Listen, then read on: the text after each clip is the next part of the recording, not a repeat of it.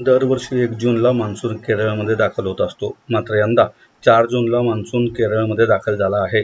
पुढील 3 ते 4 दिवसात मान्सून राज्यात दाखल होणार असल्याची माहिती पुणे हवामान विभागाचे प्रमुख डॉ. एच. डी. सानप यांनी दिली. त्यामुळे सर्वसामान्य शेतकरी राजाला दिलासा मिळाला आहे. शेतकऱ्यांनी मान्सूनपूर्व कामे पूर्ण केली आहेत. मान्सून हा केरळमध्ये दाखल झाला असून कर्नाटक येथील काही भाग तसेच तामिळनाडू येथील काही भागात मान्सून दाखल झाला आहे. येणाऱ्या 3-4 दिवसात तळ कोकणात मान्सून दाखल होणार आहे. मान्सूनने सर्व केरळ व्यापला असून यंदा 4 दिवस उशिरा दाखल झाला आहे.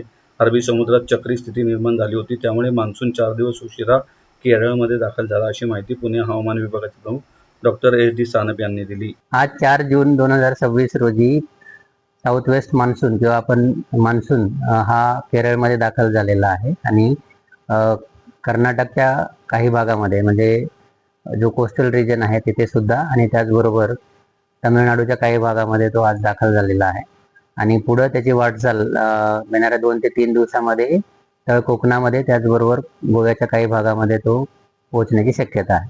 येणाऱ्या 2 ते 3 दिवसामध्ये तळ कोकण, गोवा आणि त्याचबरोबर कर्नाटक आणि आंध्र प्रदेशच्या काही भागांमध्ये तो पुढं सरकेल असं अंदाज आहे. हा केरळ पूर्ण कव्हर झालेला आहे. त्याचबरोबर तटीय कर्नाटक आहे ज्यामध्ये मंगलोर आहे. त्याचबरोबर दक्षिण कर्नाटकाचा काही भाग आहे ज्यामध्ये उदगमंडलम वगैरे स्टेशन्स आहेत. त्यानंतर तमिळनाडूमध्ये बघितलं तर कडाई कनाल आहे आणि पुढे तो बंगालच्या उपसागराकडे सरकलेला आहे. 2 ते 3 दिवसांमध्ये कंडिशन्स फेवरेबल होत आहेत महाराष्ट्रातील तळ कोकणामध्ये येण्यासाठी. आता केरळमध्ये 1 जूनला येतो सरासरी आणि आता बघितलं तर 4 दिवस तो डिले झालेला आहे. तर मध्ये एक अरबी समुद्राच्या तिथे एक चक्रीय स्थिती निर्माण झाली होती आणि त्या चक्रीय स्थितीमुळे साऊथ वेस्ट मान्सूनचे जे नैऋत्य मोसमी वारे असतात ते थोडे आडले जात होते आणि त्याची तीव्रता इतकी नव्हती आणि त्यामुळे थोडासा डिले झालेला आपल्याला दिसून येतो 4 दिवसांचा आणि आता तो पोहोचलेला आहे. तेच मेन कारण होतं. सध्या तरी प्रोग्रेस त्याचा असाच असणार आहे जसं मी सांगितलं 2 ते 3 दिवसांमध्ये तो पुढे जाईल आणि नंतर त्याचा प्रोग्रेस कसा असेल हे जसं सीझन पुढे सरकेल तसं आपण सांगू.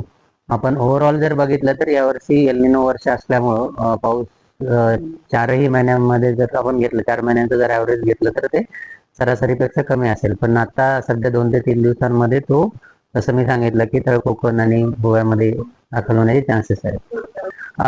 नक्कीच आता तळ कोकण जो महाराष्ट्राचा पार्ट आहे तर नक्कीच आपण म्हणू शकतो की तळ कोकणामध्ये आलेला आहे म्हणजे महाराष्ट्रात तो एंट्री केली आहे तेव्हा दाखल झालेला आहे आणि पुढं त्याचा प्रवास जनरली 10 ते 12 तारखेपर्यंत त्याने पूर्ण महाराष्ट्र जवळजवळ कव्हर केलेला असतं. पण त्या वेळेच्या कंडिशन्सवर ते अवलंबून असते. आता सध्या तरी 2 ते 3 दिवसांमध्ये वातावरण अनुकूल आहे तो गोवा आणि तळ कोकणामध्ये पोहोचण्यासाठी. राईट. आता म्हणजे महाराष्ट्राची पूर्ण जर आकडेवारी जर बघितली तर त्यामध्ये 90% कमी पडण्याचे चान्सेस आहेत. त्यामध्ये परत रिजन वाईज आपण सीझनल रेनफॉलची टक्केवारी आपण एकदम डिस्ट्रिक्ट वाईज किंवा एखाद्या सब डिव्हिजन वाईज देता येणं डिफिकल्ट असतं. परंतु यावर्षीचा जर ओव्हरऑल अंदाज बघितला तर पूर्ण भारताचा जर विचार केला तर सरासरीच्या 90% इतका पाऊस पडण्याची शक्यता आहे आणि महाराष्ट्रामध्ये स्पेसिफिकली बघितलं तर मराठवाडा आणि मध्य महाराष्ट्रामध्ये त्या तुलनेमध्ये अजून कमी पाऊस पडण्याची शक्यता आहे म्हणजे जो काही सरासरी आहे त्याचा.